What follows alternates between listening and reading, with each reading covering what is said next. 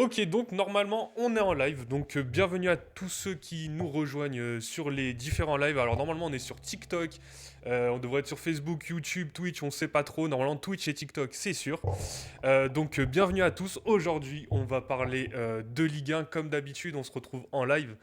Donc sur Attrick FR, l'émission où l'on débriefe chaque journée de Ligue 1. Donc bienvenue sur Farmer Streak. Je m'en mêle un peu les pinceaux, c'est pas grave. Un peu débordé par la technique. Donc aujourd'hui on va parler de la 13e journée de Ligue 1. Évidemment, on va revenir sur la débâcle de l'OGC Nice contre l'Olympique de Marseille. Le retour de Paul Pogba en Ligue 1. Et aussi le match du soir entre le LOSC et le Paris FC.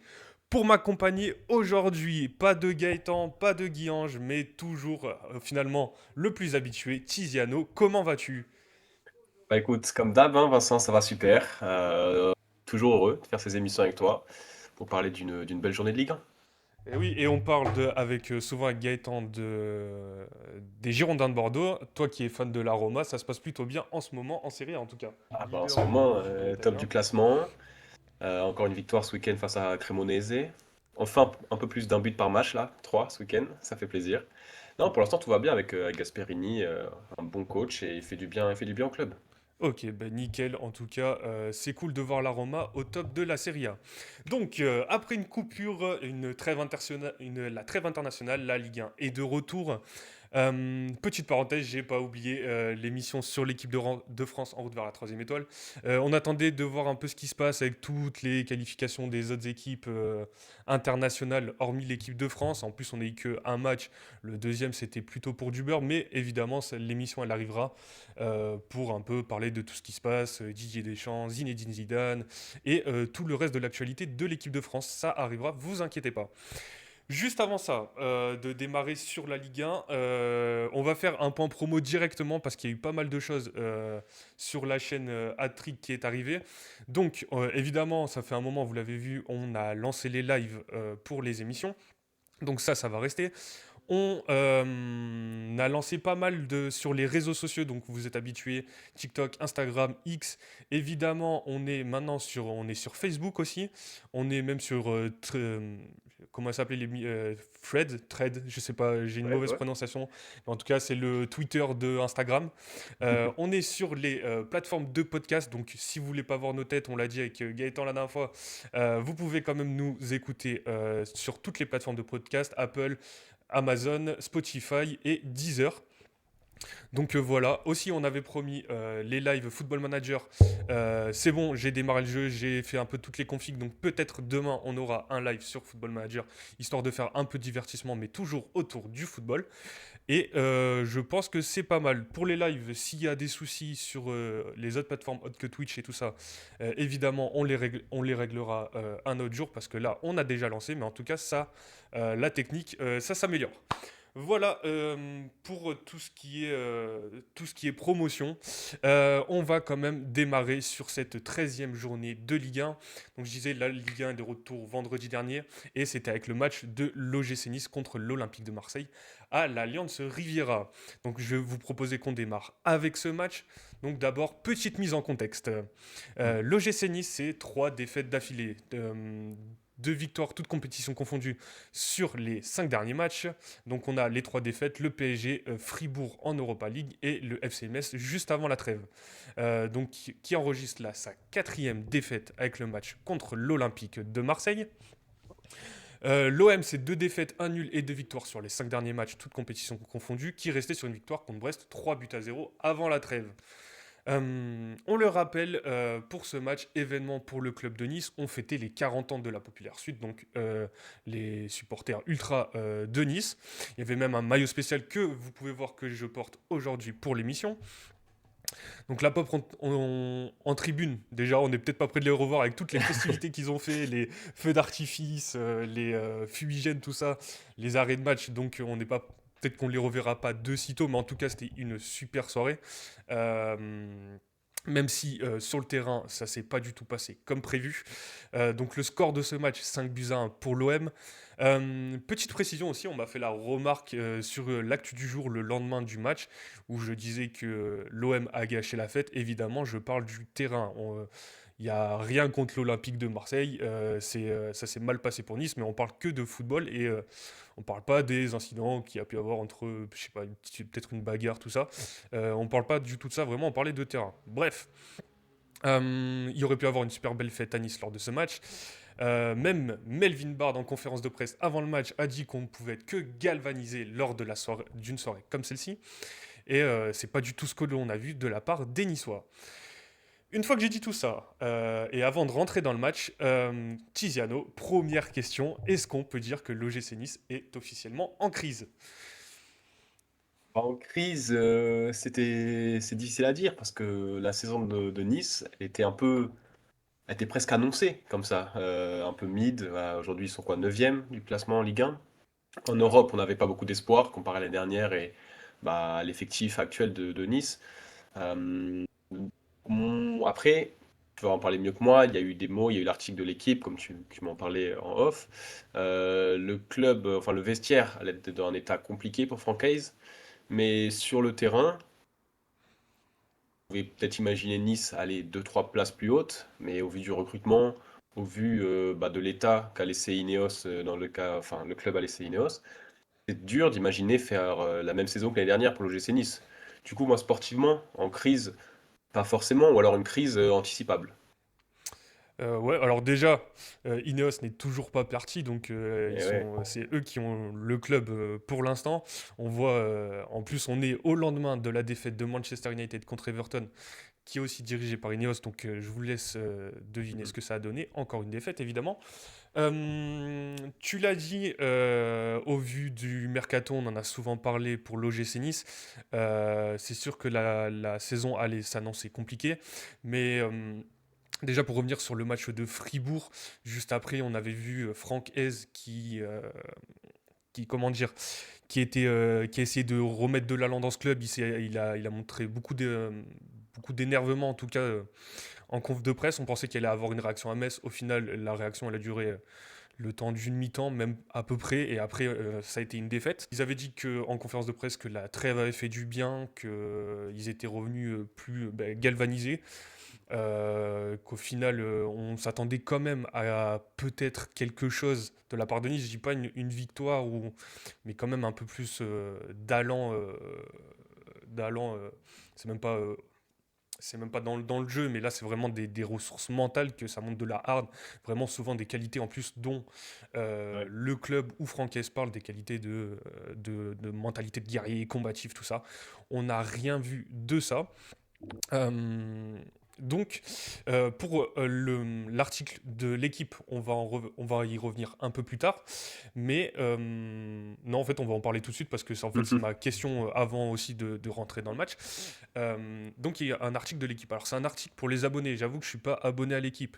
Du coup, j'ai un peu vu ce qui est passé sur les réseaux. En gros, euh, ce qui se dit à peu près dans cet article, ça serait que Francaise n'est plus vraiment très bien compris par ses joueurs, qu'en gros on lui reproche de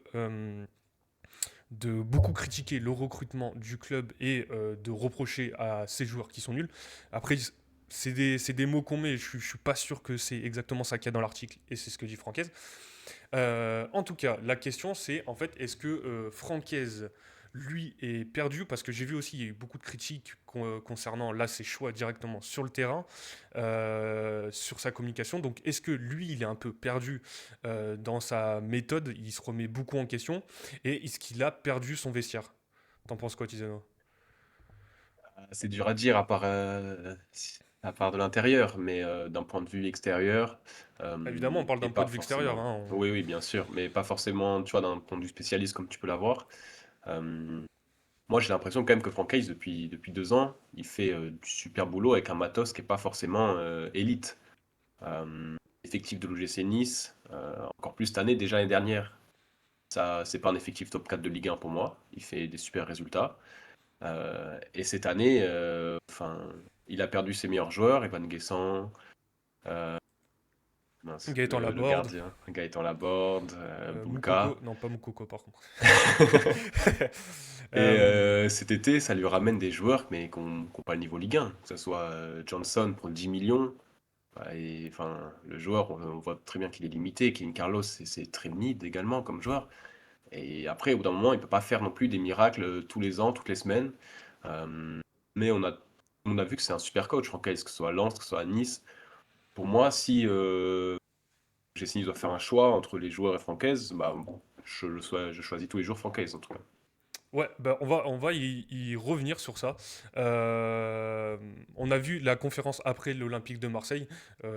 C'est un journaliste qui lui a posé la question. Mais en gros, qui le sentait totalement abattu. On avait vu, Ouais. comme je dis, on l'avait vu énervé après Fribourg. Là, pendant la conférence de presse, on le sent abattu. Il n'a pas vraiment de réponse en fait aux questions.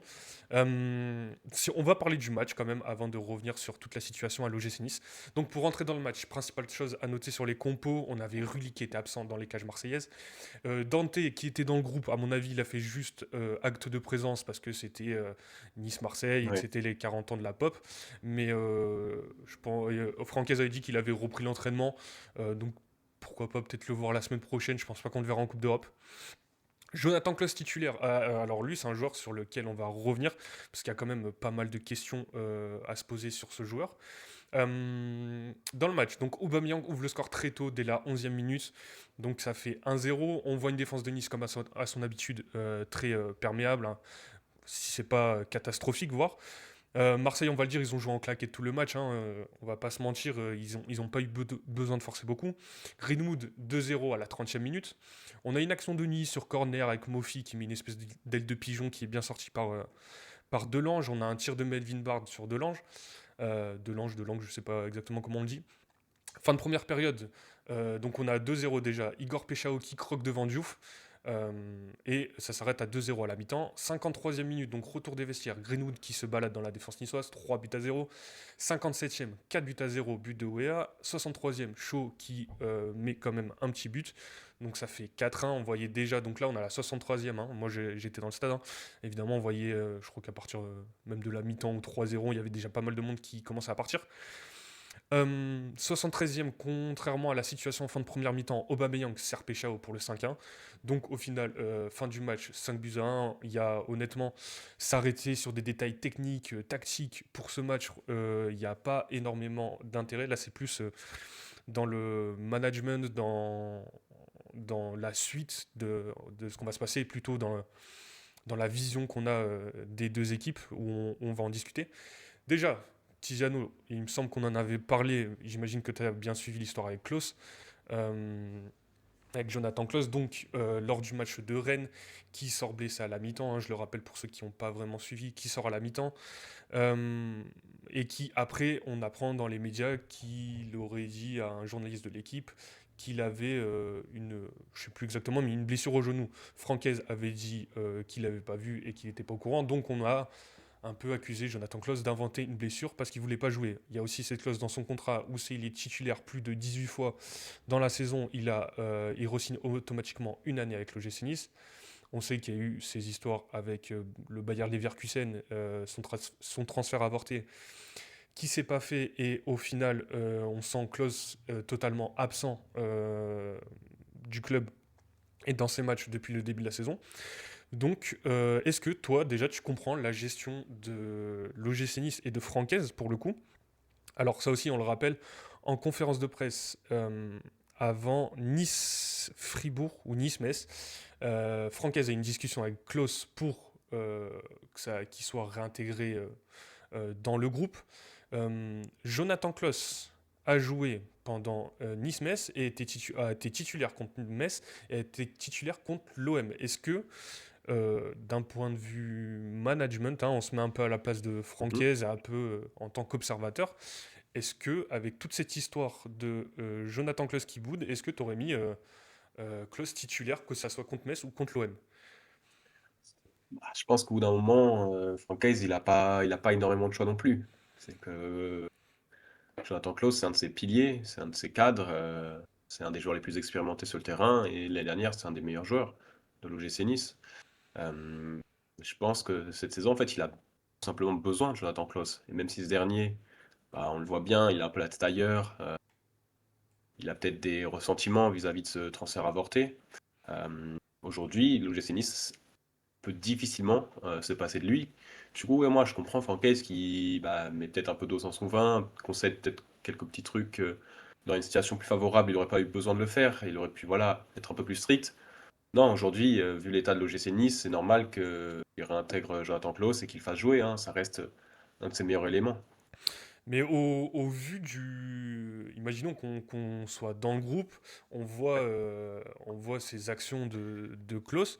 Ouais, forcément. Est-ce que... Alors, quitte à prendre le risque de mettre un joueur qui joue pas à son poste ou autre chose, mais carrément de... Alors, je sais pas, le sortir du groupe, mais en tout cas, pas le faire débuter comme ça. Il lui a retiré le brassard de capitaine, déjà, c'est déjà ça, mais euh, le réintégrer comme ça dans le groupe, après qu'il ait fait... on ne sait pas ce qu'il s'est dit hein, dans leur conversation. J'ai Ouais, c'est oublié de le, ça. j'ai oublié de le rappeler aussi, mais Francaise a dit qu'avant Nice-Marseille, c'était à l'initiative de Jonathan Klaus qui était venu le voir pour discuter de comment améliorer le football, enfin d'améliorer la situation à Nice. Mais honnêtement, tu es dans le vestiaire, aux yeux des supporters, tu as l'impression que en fait, tout le monde peut faire ce qu'il veut dans ce club. Toi, Est-ce que c'est quand même ça l'impression que renvoie t'en as, pas cette toi? image aussi? Ah, Parce que ouais, après, pour le coup, si... avec tout Où ce qui s'est ça? passé, honnêtement, si moi je devais choisir, je le Ouais, réintègre pas, Klaus. C'est, ok. tu as l'impression qu'il fait un, on a l'impression que c'est un caprice et même de toute façon il est pas. En fait, vu qu'il est pas au niveau, je préfère à la limite faire jouer d'autres joueurs Et c'est quoi que faire aujourd'hui jouer Jonathan les Klaus. alternatives à Jonathan Klaus? C'est quoi? C'est Tom Louché? Alors exactement, on va continuer Parce sur que... ça parce que on va faire un petit récap de l'effectif de l'OGC Nice. Mais déjà pour toi, le secteur à Nice qui pêche le plus, c'est le milieu de terrain, c'est l'attaque, c'est la défense, ou c'est un peu tout hein, au final, hein, mais C'est un c'est ensemble, mais je pense que la défense aujourd'hui, c'est le secteur prioritaire. Tu vois. Tu ouais, donneras ton avis après, mais déjà, le match de cette semaine illustre bien. Prendre 5 buts. Bon, après, l'Olympique de Marseille, c'est une des meilleures attaques de Ligue 1, bien sûr. Mais 5 buts d'un événement aussi significatif, voilà, comme tu l'as dit, c'est l'anniversaire de la BSN, etc. C'est compliqué à défendre. Alors, Dante, tu l'as dit, bon, il paraît un peu cramé, mais ça c'est sûr. cette défense très jeune, là, avec Ba, Osong et compagnie, il manque de leadership, il manque d'un vrai patron. Et aujourd'hui, t'en payes les frais. Ça veut pas dire que sur les autres secteurs du terrain, c'est forcément mieux, hein, mais défensivement, ouais, ça commence ça pêche pas mal, moi, je trouve, de ce côté-là.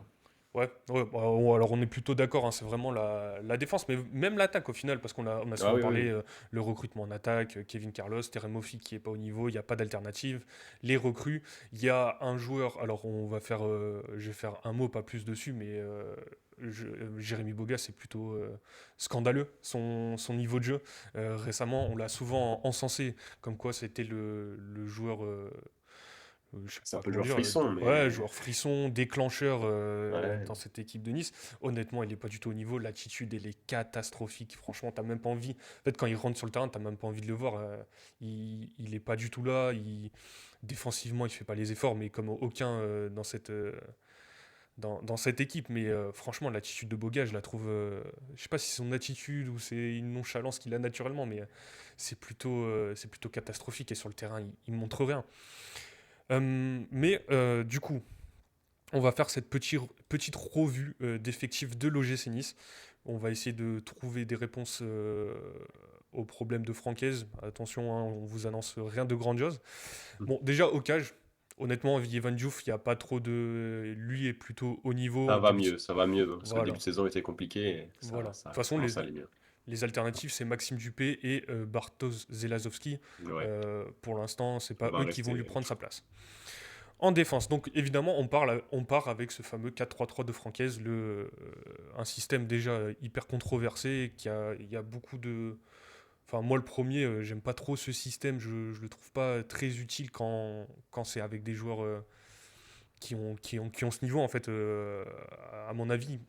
C'est pour des joueurs en confiance ou plus malins tactiquement ou techniquement, ils sont meilleurs. Mais là, avec l'effectif qu'il y a, j'avoue que le 4-3-3, je pense que les joueurs, ils sont dépassés. Donc en défense centrale, on a donc nos trois défenseurs. On a Ndiachimi et Abdelmomen, c'est les croisés, donc ils ne reviendront pas. Moïse Bombito, il en a pour un moment, donc on ne va pas le compter. On a Dante qui est au bord de la retraite et de toute façon, il est plus capable d'enchaîner les matchs. Donc au final, en défense centrale, on a Djoumaba, Antoine Mendy, Kojo Pepra, Opong. Et est-ce que j'en oublie un? Non, j'oublie personne. Est-ce que déjà, on a vu souvent Francaise utiliser Melvin Bard en défense centrale? Est-ce que toi tu Ouais. penses que ça lui rend service ou c'est vraiment pas la bonne idée? C'est contre Fribourg où il fait un match Ouais, catastrophique, Melvin ah Barr, ouais, ouais. à ce poste-là. Non, après, Melvin Barr, moi je l'ai jamais trouvé ultra convaincant. J'ai essayé Nice, alors là, voilà, Francaise essaye de nouvelles recettes, hein, parce que à gauche, il a peut-être. Ouais, non, en vrai, après, il essaye des choses parce que, comme tu le dis, les matériels de base, il est pas assez bon. Les défenseurs centraux que tu as cités, bah, c'est à la fois très jeune et très tendre. C'est pas, ça manque bah, de leadership, ça manque de présence sur le terrain. Du coup, ouais, il est peut-être obligé voilà, de faire redescendre un Melvin Barr qui, est lui, au moins, a cette expérience, peut peut-être mieux diriger la défense.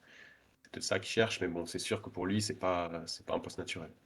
Ok, donc on est d'accord qu'il n'y a, comment dire, il n'y a pas de solution en défense centrale. C'est-à-dire que tes trois défenseurs centraux Ah, pour sont les moi, trois seuls qui peuvent jouer actuellement. Même si à moins au final, qu'il. t'en as six, on est d'accord qu'il n'y a aucune solution.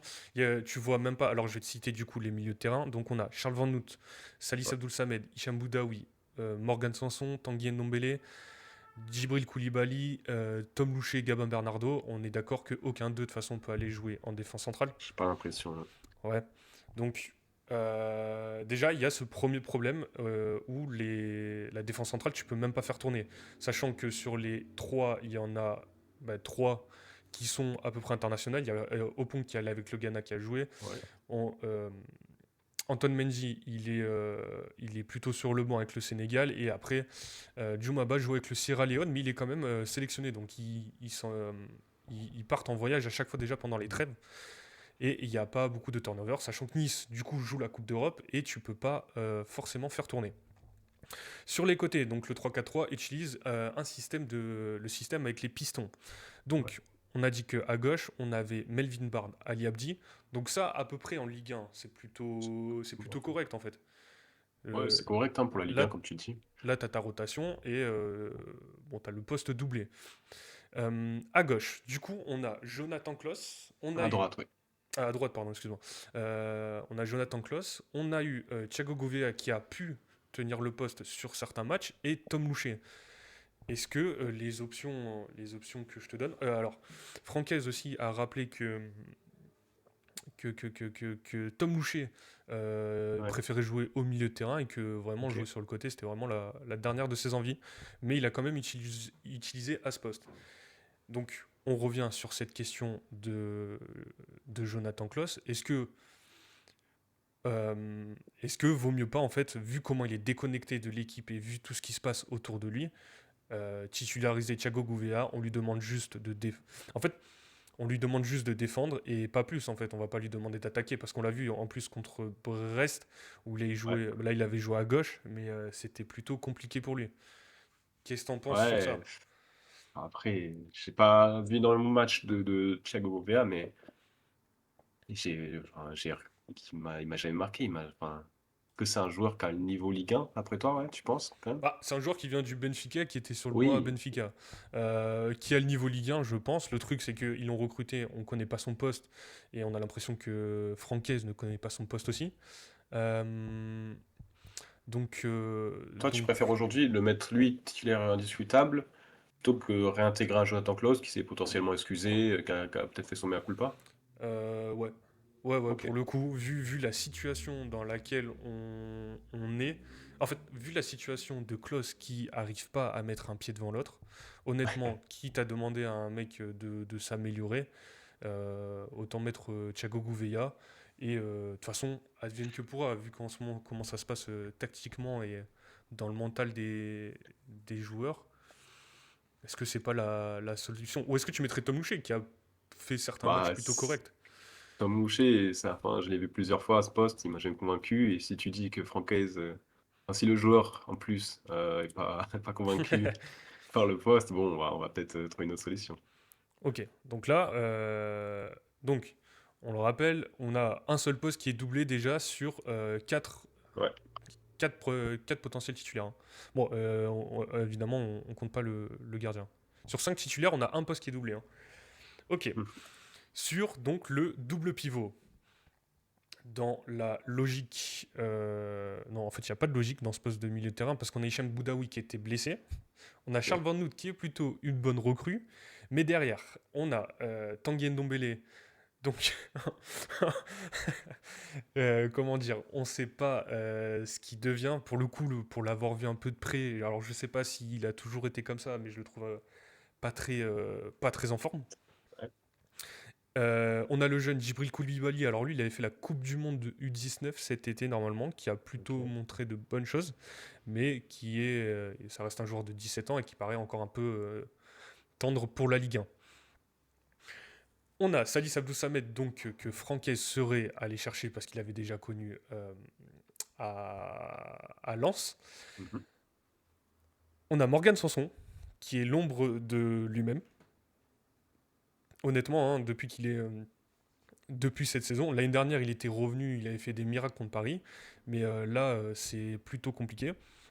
Donc on a toujours la possibilité, du coup, c'est Tom Louchet en milieu central et Gabin Bernardo, milieu offensif de 19 ans, qui vient du Mans et qui pour l'instant a très peu joué. Je suis même pas sûr qu'il ait joué encore en Ligue 1.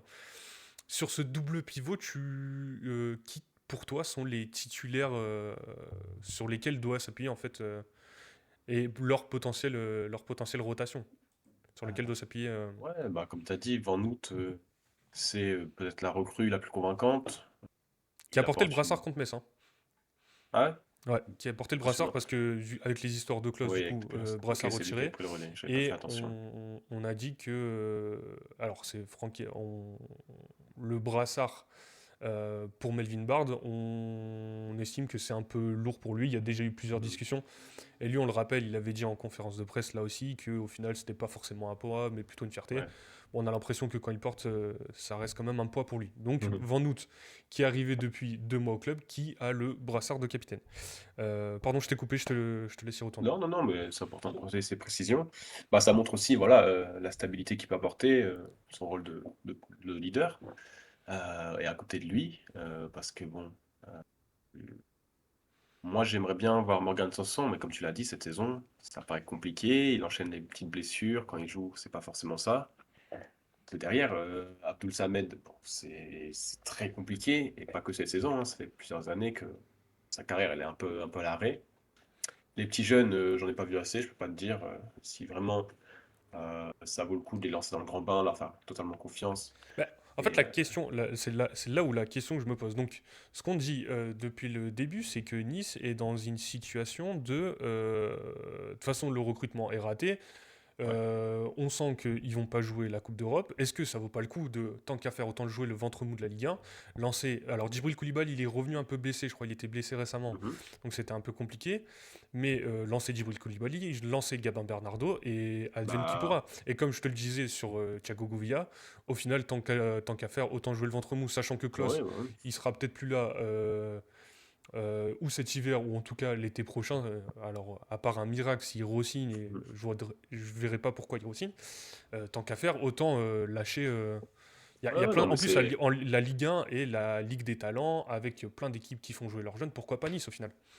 Ouais, forcément, si tu décèles en ces deux petits joueurs, comme tu dis, le niveau potentiel, peut-être pas tout de suite, hein, mais peut-être avoir un niveau Ligue 1 dans un an, 2 ans, ouais, ça vaut peut-être le coup de le lancer. De toute façon, la saison, euh, on ne pas dire qu'elle est déjà finie pour Nice, mais bon, tu C'est sais à peu compliqué. près que tu vas pas être relégué Oui, voilà. et tu as très peu de chances d'aller plus haut, d'aller chercher une Coupe d'Europe. Du coup, bon, c'est peut-être le moment voilà, de faire confiance aux jeunes, d'instaurer plus un projet d'avenir. De toute façon, tes recrues, elles sont pas bonnes, ça sert pas à grand, tu vas avoir du mal à les valoriser. Ouais, c'est peut-être le moment. Ok. Donc pour toi, les titulaires, là, tu mettrais qui enfin, pour toi, quels sont les titulaires de l'OGC Nice Au en milieu de Ligue 1 en terrain, ce moment? je pense que tu gardes Van Noot et ouais, Sanson s'il est disponible. Boudaoui? Ah, Boudaoui, bien sûr, ouais, ouais, c'est vrai que j'avais oublié parce qu'il est blessé, mais Ok. ça reste ça Donc reste un bon joueur. on considère que Tanguy Ndombele, c'est foutu? Oui, moi, ouais, pour moi, c'est un Ouais. peu l'histoire ancienne, Tanguy. Ok. Et donc on aurait Sanson, Salis, Abdul Samed en rotation pour l'instant. C'est ce qu'on voit et c'est ok. Et maintenant sur ces trois attaquants. Alors on a Jérémy Boga, Sofiane Diop, Isaac Jansson, Mohamed Ali Chaud. Donc Thiago Gouveia, là on est sur Transfermarkt, hein, il est considéré comme ailier droit. Ouais. Allez. Terem Moffi, Kevin Carlos et Bernard Anguene, qui est le troisième numéro 9 de cette attaque de l'OGC Nice. Euh, Est-ce qu'on est d'accord que Sofiane Diop, vu le niveau qu'il a actuellement, c'est peut-être lui le titulaire indiscutable à Nice en ce moment? Ouais, ouais, ouais, il fait. Franchement, je pensais que c'était un joueur totalement perdu dans sa carrière. Tu vois, il avait montré des petites choses à Monaco. On avait des petites promesses et ça, il a jamais vraiment dépassé les attentes. Mais là, il fait un super début de saison. Ouais, pour moi, c'est un titulaire indiscutable aujourd'hui. Ouais. Euh, donc, Sofiane Diop qui prend une place un peu derrière l'attaquant, hein. Euh, Jérémy Boga. Alors dis-moi ce que t'en penses. Peut-être que je suis sévère ou j'en sais rien. Mais Jérémy Boga en ce moment en Ligue 1, c'est pas possible. Ouais, c'est pas possible. En même temps, c'est un des seuls joueurs qui peut te faire des différences. Bon, il y a Sofiane Diop dans une certaine mesure, mais vraiment en balle au pied. Après, je suis d'accord avec toi que c'est son rendement en ce moment. Il avait bien commencé la saison pourtant, hein, mais là en ce moment, c'est vraiment difficile à regarder. Ouais, il a mis Mais deux buts quand même. je pense pas qu'il faut vraiment, tu vois, le sortir du groupe. On peut espérer que ce soit juste une mauvaise passe et qu'il revienne bien. Ok. Alors là, je suis en train de regarder les données euh, de Jérémy Boga cette saison. Donc cette saison, il a mis deux buts. Donc le premier, c'était contre Auxerre et l'autre, c'était contre Nantes qu'il a marqué. Ouais, c'est contre Nantes. Ok. Ok, il a marqué contre Nantes et Auxerre, ok. L'année dernière, Jérémy Boga, le joueur frisson. Donc Mais tu vois, l'année dernière, il a fait 24 matchs, donc 21 en Ligue 1. ouais. Il a mis un but, une passe D. Ah, il a déjà battu son record cette année, hein, ça progresse. Top. Et la saison d'avant, il avait mis 29 matchs, non, 28 matchs, 6 buts. Correct. C'est pas assez. Non, mais après, ça a jamais été un joueur statistique et ça sera sûrement jamais. Ouais, mais Mais là pour le coup, en fait, je trouve que et voilà. vraiment, je suis totalement d'accord que c'est pas un joueur statistique. On a déjà eu ce débat sur des joueurs bien meilleurs. On a eu ce débat avec Gaëtan sur comment il s'appelle, Jérémy Doku, qui était pas un joueur Oui. de statistique, mais qui était un joueur qui faisait des différences et qui épuisait les défenseurs. Là pour le coup, Jérémy Boga, il fait aucune différence, il fait aucun repli défensif. Enfin, c'est quand même. En plus, l'attitude, je la trouve scandaleuse quand même. Je sais pas ce que t'en penses vraiment, mais Ouais, bah après, enfin, c'est pas le joueur du siècle, hein, on le sait tous. J'aime pas c'est pour rien qu'il est à l'OGC Nice, mais moi, je pense qu'il peut encore t'apporter des choses. Ouais. Enfin, après, sinon, tu me dis qui tu mets à sa place, mais je suis pas sûr que aujourd'hui, c'est des bien meilleures alternatives sur le long terme, en bah, tout il y a cas. Mohamed Ali Chaud quand même. Ouais, il a eu chaud qui correspond un peu à ce type de joueur, hein, peut-être un peu plus Ouais, porté pour moi, vers le but. Mohamed Ali Chaud, il a eu des problèmes de blessures en début de saison, Ouais, mais ouais. ça reste Ah quand ouais, non, même mais moi, un titulaire c'est en un Ligue 1. joueur que j'avais adoré son premier passage en Ligue 1 et plus je le vois sur le terrain, plus je suis content, moi. Il a des choses, c'est un super joueur. Ok. Donc on serait sur des titulaires Sofiane Diop, Ali Chaud, plutôt que Boga quand même. Ou alors tu mets Boga et advienne que pourra, peut-être que Oui, de non, mais de temps toute en façon, temps tu il fait une peux, diff. tu peux faire tourner les trois. Ok. Titulaire, modèle les choses, si tu préfères, oui. Ok. Et pour finir, on a donc Isaac Johnson recru à 10 millions. Il Franchement, a c'est. beaucoup de mal. Je pense qu'il n'est Ah pas ouais. fait pour la Ligue 1, honnêtement. Et on a donc pour les avant-centres, on a eu beaucoup de débats sur Kevin Carlos. Euh, Est-ce que entre Kevin Carlos et Terem Moffi, tu mets qui comme titulaire? Je mettrais de mon fille. Si bon, il est un peu cramé, il a. Tu sais qu'il est capable de faire des choses avec ses pieds, tu sais qu'il peut marquer des buts s'il a les bons ballons. Euh, Carlos, ça me paraît compliqué quand même. Et le choix de ne pas du tout faire jouer Bernard Nguéné, qu'est-ce que t'en penses? Alors honnêtement, je vais pas mentir, hein, je sais pas exactement le niveau qu'il a. S'il faut, Ouais, c'est un mauvais joueur de football, mais bon, c'est un joueur de 19 ans, donc on va pas le condamner non plus. Mais le choix de le faire très très peu jouer, j'essaye de trouver son temps de jeu. Euh, mais il a joué 9 minutes contre le Celta Vigo. Il a joué 1 minute contre Benfica sur les matchs préliminaires et 8 minutes sur le Ouais. match préliminaire. Est-ce qu'il y a, je sais pas, juste lui donner un peu de temps de jeu, voir ce que ça donne, vu l'attaque cataclysmique de Après, l'OGC ouais, Nice. si Franck il fait confiance, c'est qu'à l'entraînement, il doit pas montrer assez, j'imagine, hein. Surtout que d'aujourd'hui, dans la situation avec tes neuf, c'est pas comme si il était bloqué, quoi. S'il avait le niveau, je pense qu'il jouerait. Enfin, j'imagine. J'ai aucune idée de son niveau réel, mais bon, s'il joue pas, c'est peut-être pour une raison aussi. Ok, ok. Bon, moi, j'avoue que je comprends pas parce que genre Ouais, il y a des joueurs que tu peux faire jouer et même et en fait des jeunes joueurs que tu peux faire jouer. On parle souvent de faire sortir des joueurs. En plus, Nice a communiqué sur la formation à Nice. Ils ont fait des vidéos YouTube sur ça ouais. et on voit quand même très peu de jeunes Mais, joueurs sortir du centre ou même avoir un peu de temps de jeu. Et on donne du temps de jeu à des joueurs qui sont pas concernés et qui sont ou qui sont vraiment extrêmement mauvais mais à répétition. Donc voilà, donc c'était pour faire un espèce de bilan sur cet OGC Nice. On commence à être un peu long sur ce club, donc on va un peu écourter. De toute façon, la question est-ce que pour toi, Franquès, déjà, on va quand même revenir sur cet article et après on passe sur l'OGC Nice. Est-ce que Franquès protège euh, pas assez ses joueurs ou les protège trop? C'est. c'est dur à dire, c'est dur à dire. Est-ce qu'aujourd'hui, les joueurs de l'OGC Nice ont besoin et surtout méritent d'être protégés? Je n'ai pas l'impression. Euh, Francaise, il fait ce qu'il peut et c'est normal que des fois, comme tu l'as dit, après le match, bah, tu sois un peu désespéré. C'est censé revenir d'une trêve avec des meilleures intentions. Si tu reviens, enfin, tu es sur 3 matchs sans victoire, enfin 3 défaites même, et tu produis ce match-là, bon, c'est dur à vivre pour un coach. Aujourd'hui, enfin, j'ai un peu de pitié pour lui parce que il est pas dans une situation facile, vraiment. La situation au club, elle est difficile, il doit gérer tout ça. Alors qu'on sait que c'est un grand coach, quoi, qui pourrait être enfin, il mérite d'être dans une meilleure situation que ça. Ok. Moi, pour le coup, pour cette réponse, hein, alors Ouais, si vraiment ce qui a été sorti, c'est vrai que les joueurs se plaignent que Francaise leur tape trop dessus, comme quoi ils sont pas au niveau et que c'est vraiment par rapport aux joueurs et pas par rapport à la direction. Mais je trouve ça fou. Je trouve ça fou parce que pour moi, pour l'occasion, j'ai eu souvent l'occasion d'aller en conférence de presse et je trouve qu'il les protège énormément par rapport au niveau footballistique. On parle de joueurs de Ligue 1 quand même. Donc par rapport au niveau qu'ils ont, je trouve qu'il les protège énormément. Et si vraiment ils se plaignent qu'ils leur tapent trop dessus, je trouve ça quand même assez fou. Voilà. Est-ce que, avec la situation actuelle du football en France, les droits télé, tout ça, est-ce que tu penses que Nice va peut-être attaquer sur le marché de cet hiver, au moins essayer d'avoir un ou deux renforts pour améliorer le truc, ou tu penses que ça va rester comme ça?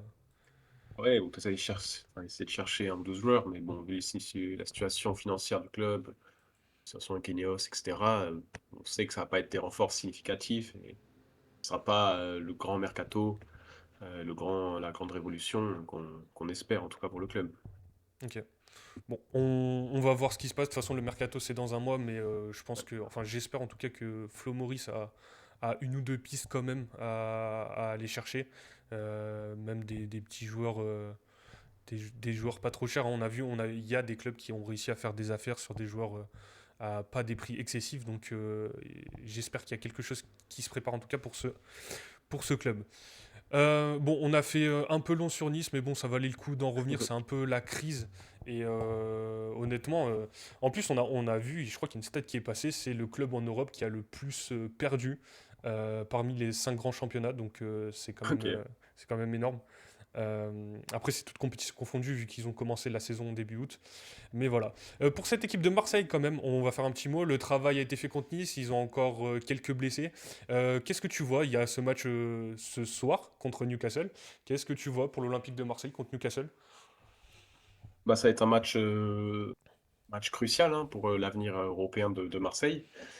S'ils ne gagnent pas ce soir, on sait que pour la suite, ça va être vraiment compliqué après les revers au Sporting et contre l'Atalanta.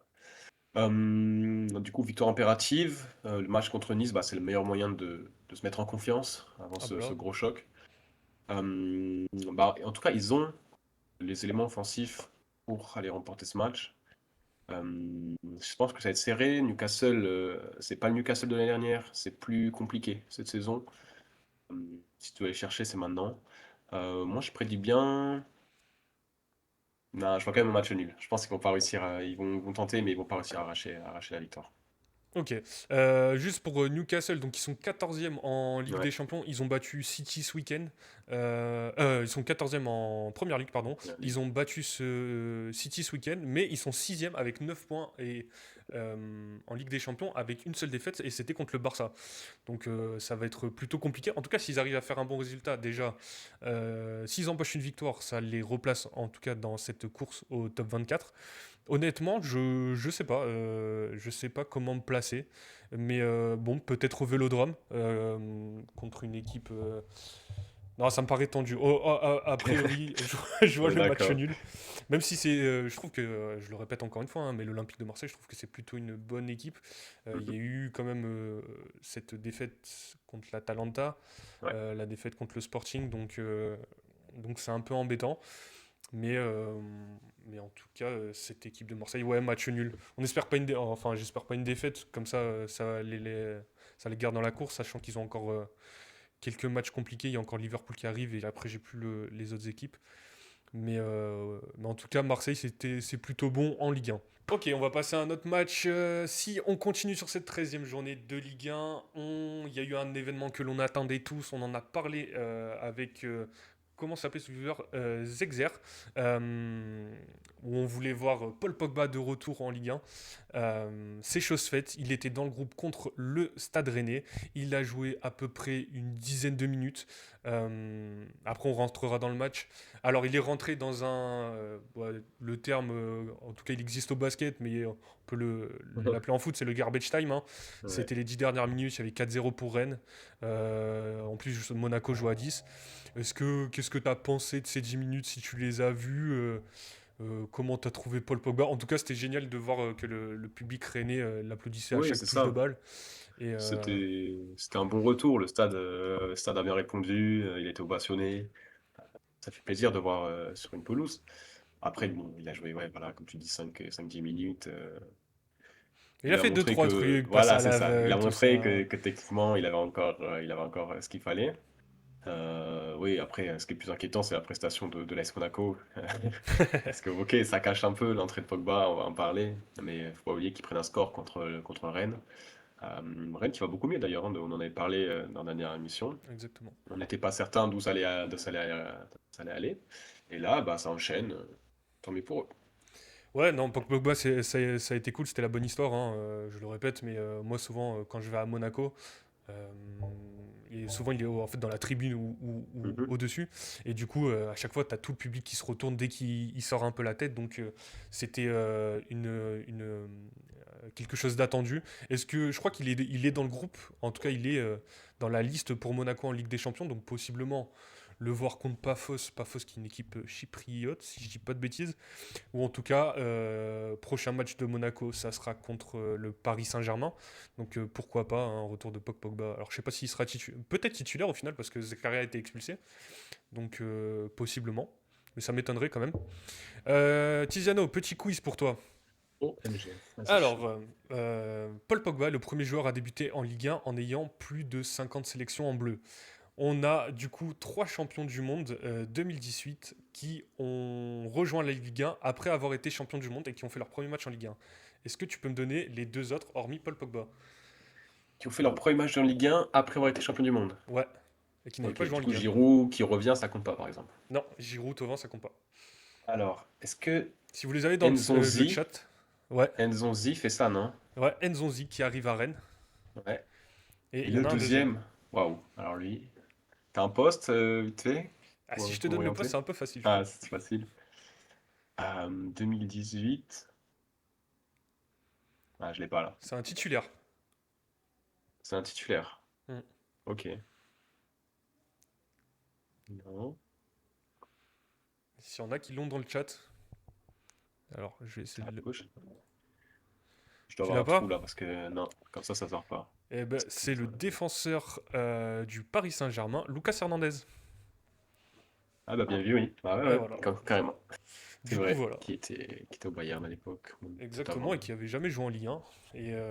Et voilà. Et donc Pogba, hein, je le répète, premier joueur à plus de 50 sélections avec les Bleus à faire son premier match en Ligue 1. Euh, donc, pour ce match de l'AS Monaco contre le Stade Rennais, on a un retour de Radeki au cage, Denis Zakaria titulaire, Vanderson aussi qui était de retour. Il me semble qu'il n'avait pas fait son retour avant. On a même l'illusion de Mika Bierez qui a marqué. Sur le match, on a un Monaco qui domine en première mi-temps, Rennes qui marque un but contre le cours du jeu. Au final, il n'y a que 1-0 à la mi-temps.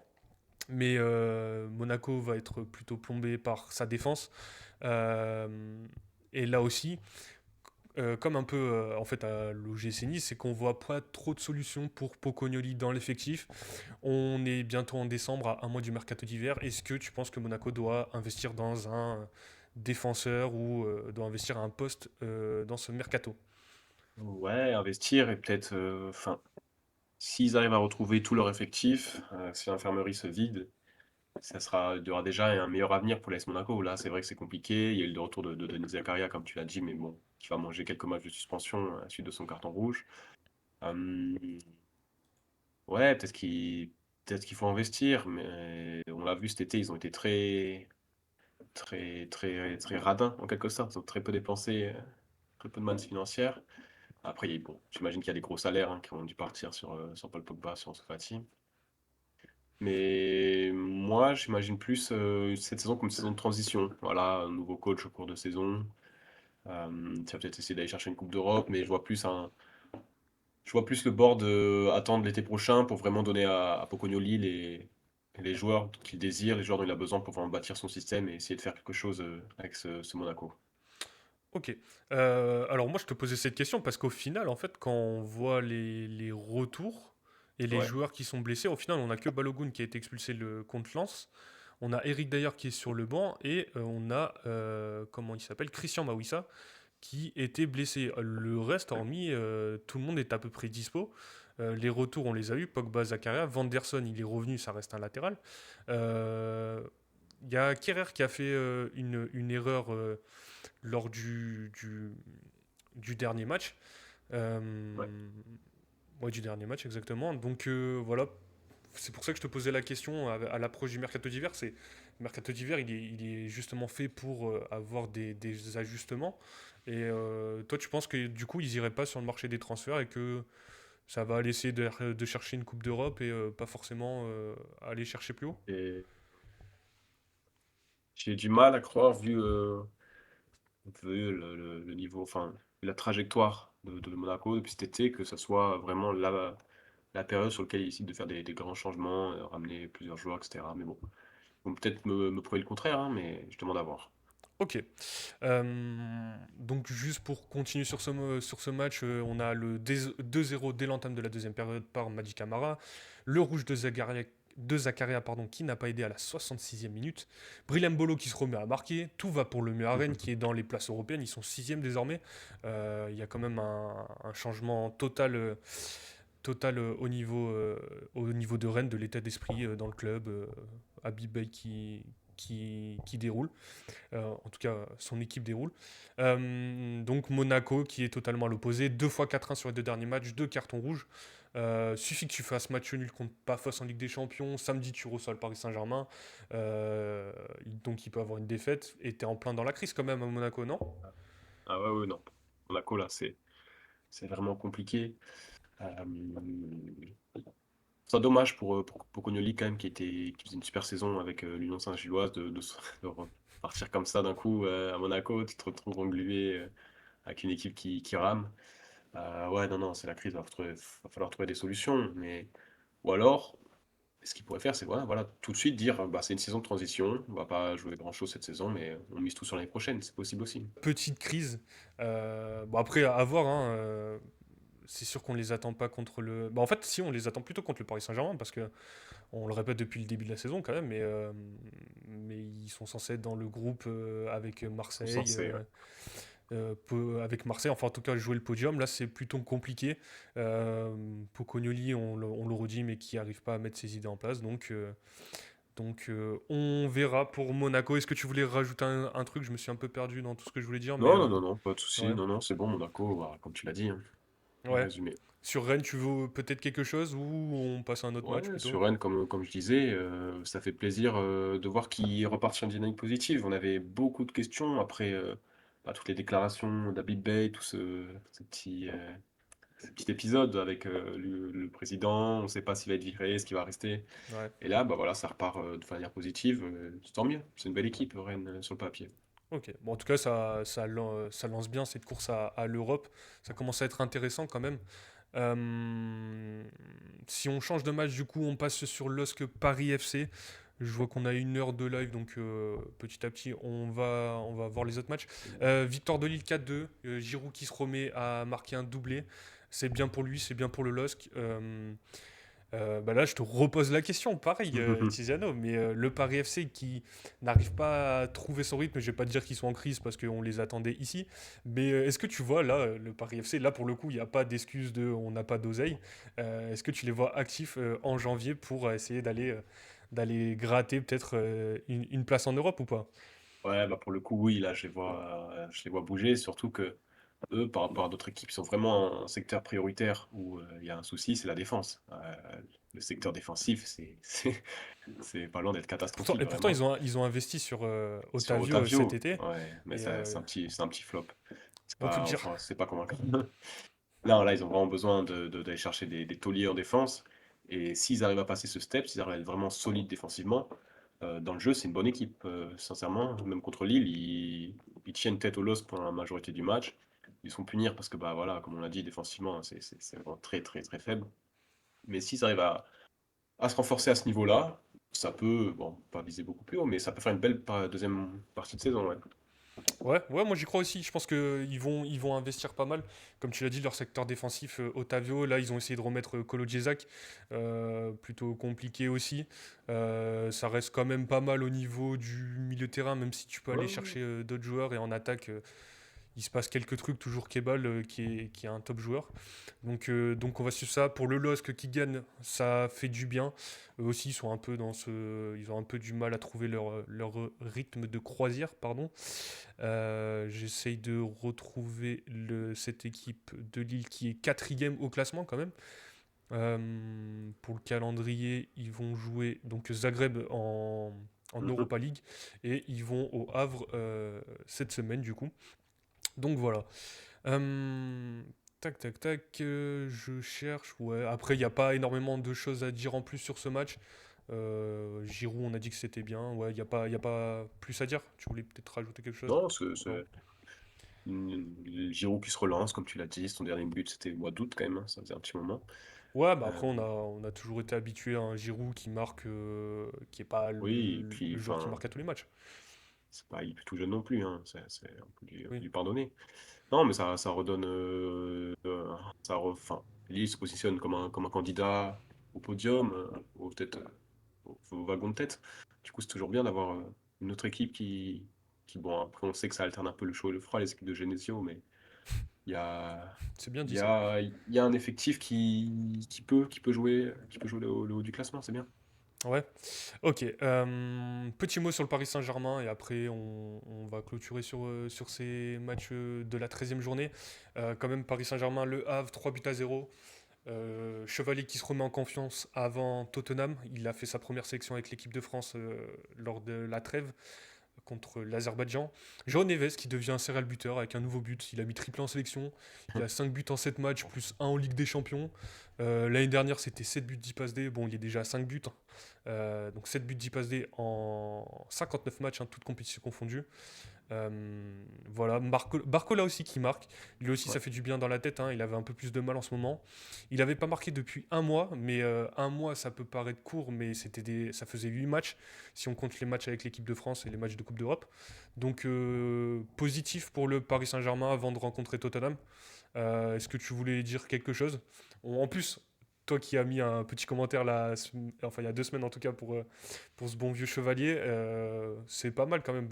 Bon match qu'il a fait Ouais, ouais, pour le un Paris bon Saint-Germain. match. Ça va lui redonner un peu de confiance. Il y a eu tout cet épisode sur la publication, Oui, bon, c'était une période compliquée pour lui. Là, ça va le remettre dans le bon train, dans le bon chemin. Et oui, un match du PSG en Ligue 1, quoi. Pas flamboyant, mais bon, ça fait le boulot, ça prend les 3 points. Comme tu l'as dit, les joueurs qui reprennent confiance. Et on va voir si cette semaine, ils vont réussir à se rattraper en Ligue des Champions. C'est aussi la question après la défaite face au Bayern. ça. Il faut se relancer. Ils sont très, très bien placés en Ligue des Champions, hein, toujours. Ils font une belle campagne quand même. Mais il faut confirmer maintenant. Ouais, exactement. Et en plus, là, on l'a vu ou entendu en tout cas que Luis Enrique, il a dit que il prendrait pas de risque avec les blessés cette fois-ci. Mhm. Ousmane Ouais. Dembélé, ça va pas revenir trop Mhm. tôt. Achraf Hakimi, à mon avis, ils vont pas prendre de risque. En plus, il y a la 4 qui arrive. Ouais. Donc voilà, Désiré Doué, il en a encore pour un moment, je pense. Donc, de toute façon, en Ligue 1, hein, on le redit, mais c'est un peu la routine pour eux à Paris. Ils peuvent se permettre de faire tourner. On a vu le retour de Nuno Mendes, point positif aussi pour eux. Ouais. Donc, voilà pour ce Paris Saint-Germain. Et bon, le Havre, qui n'avait pas vraiment les armes pour concurrencer Paris, hein. En plus, c'était au Parc des Princes. Voilà. Après, on a quoi? On a AJ Auxerre OL 0-0. Lyon qui piétine un peu, une victoire sur les 5 derniers matchs. On avait Toulouse-Angers. Angers qui gagne 1-0 avec un gros match d'Hervé Kofi.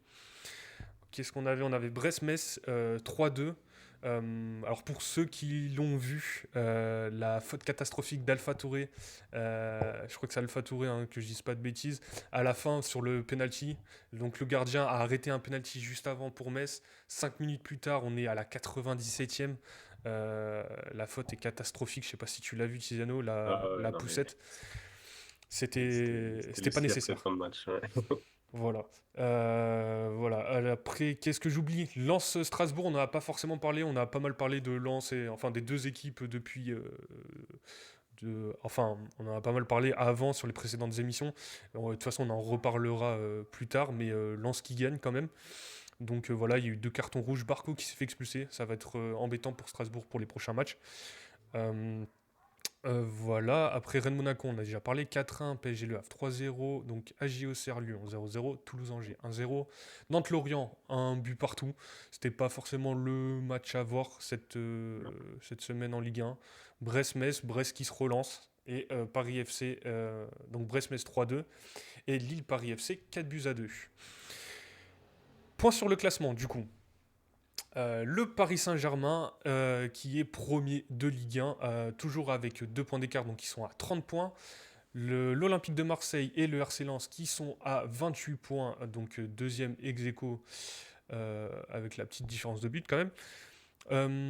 Lille quatrième, 23 points, donc il y a quand même déjà 5 points d'écart entre Marseille et Lens et après le reste des poursuivants. Strasbourg 22 points, 5e, Lille 6e, pardon, Rennes 6e avec 21 points, ex aequo avec l'Olympique lyonnais, Monaco à 20 points et après 9e Nice 17 points. Dans le bas du classement, Auxerre, malgré son match nul, est toujours dernier avec 8 points. Et après, on a 3 équipes qui se tiennent avec 11 points, donc Nantes, Lorient, Metz qui retrouvent la relégation pour le moment. Et Brest qui en sort donc avec ses 13 points. Voilà, pour la 14e journée. Non, on va faire un point sur les buteurs, pardon. Pour Ouais. les buteurs, donc on a Mason Greenwood qui est meilleur buteur de Ligue 1 avec 10 buts. Joaquin Panichelli toujours à 9 buts. Esteban Le Paul 8 buts. Et Sofiane Diop 4e avec 6 buts. Les passeurs décisifs, Vitinha et Adrien Thomasson qui sont à 5 passes. Valentine Barco, Ilan Kebal, Pierre-Emerick Aubameyang, Correa et Ludovic Ajorc sont à 4 passes décisives. Vitinha, hein, joueur toujours aussi, on va pas dire sous-côté, mais toujours aussi impressionnant. Franchement, c'est un plaisir à voir jouer, hein, pour, euh, pour le football. En tout cas, j'ai plus mes mots, mais en tout cas, voilà, top.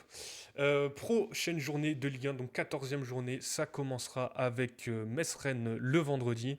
Samedi, on aura Monaco-PSG, Paris FC contre Auxerre, Marseille-Toulouse.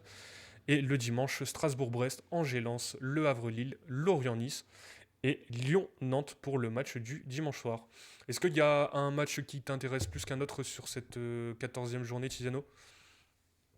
Forcément le PSG Monaco, ça va être intéressant à suivre. Monaco qui a souvent réussi à prendre des points contre le PSG ces dernières années. Euh, on va voir si cette année, avec tout ce qu'on a dit sur Monaco, ça va être le cas. Euh, et c'est aussi le moment pour le PSG de prendre une petite avance au classement. Et ça passe par ce genre de match, par un concurrent. Il faut réussir à gagner. Ouais, ouais, ouais, bah évidemment, Monaco PSG, moi je serai au Louis II normalement. Ok. Sympa. Évidemment, j'aurai quand même un petit œil sur Rennes, parce que Rennes c'est pas mal en ce moment sur ce qui arrive. Et Metz, avant cette défaite, qui avait réussi à se relancer avec 3 victoires d'affilée. Donc voilà, en plus le vendredi soir en général, il n'y a pas énormément de matchs. Donc Mhm. peut-être qu'on jettera un œil. Voilà. On va passer à la toute dernière séquence de cette émission. Donc évidemment, les anciens de Ligue 1 ou les Français à l'étranger. Tiziano, de qui voulais-tu nous parler? Ah, mon petit Frenchie, moi, ça sera Michael Olise, l'international qui a fait un match spectaculaire avec le Bayern ce samedi. Si je dis pas de bêtises, c'est samedi. Ouais, 2 buts, 3 passes décisives, si je dis c'est pas de ça. bêtises. Ouais. Euh, on voit, en fait, on voit la différence quand il joue avec un entraîneur qui exploite toutes ses forces, toutes ses qualités, alors qu'en EDF, on a encore du mal, on se pose encore la question, est-ce qu'il doit jouer, est-ce qu'il doit être titulaire? Et on le voit le week-end avec le Bayern, c'est le meilleur joueur du monde, en fait. Il y a Ouais, ouais, ça n'est pas vraiment... loin quand même. Non, mais c'est fou. Bah, ça va être super intéressant de voir cette semaine le match contre Arsenal, entre des meilleures équipes d'Europe actuellement, hein, tout simplement. Euh, c'est un super duel et c'est sûr qu'Olysée sera des acteurs principaux de cette rencontre. Ouais, en plus, on a vu son association là avec Karl Lennart. Ouais, Il y ouais, a Jamal lui Musiala qui aussi. va revenir. Donc ouais, Michael Olise. De toute façon, on va en reparler, hein. Va falloir qu'on fasse cette émission sur l'équipe de France quand même, parce qu'il y a des choses à dire. Mais ouais, Michael Olise, moi je le redis, c'est mon chouchou cette année. Moi j'ai choisi quand même Mike Maignan, parce que ce week-end on avait le derby de la Madonnina entre l'Inter et l'AC Milan. Donc victoire de l'AC Milan grâce à un but de Christian Pulisic, mais Mike Maignan qui a arrêté un penalty. Et surtout, noter que on en avait parlé un peu de cette concurrence avec Lucas Chevalier en début de saison. Euh, donc on en avait parlé en début de saison. Et qu'est-ce que je voulais dire? Oui, au final, il a éteint totalement la concurrence avec Chevalier. Et en plus, il est en train de se replacer comme parmi les meilleurs gardiens du monde. Mike Maignan, on sait qu'il a eu un espèce de transfert avorté à Chelsea cet été. On va voir où il sera la saison prochaine. Mais en tout cas, ça va être intéressant à suivre la suite de la saison de Mike Maignan.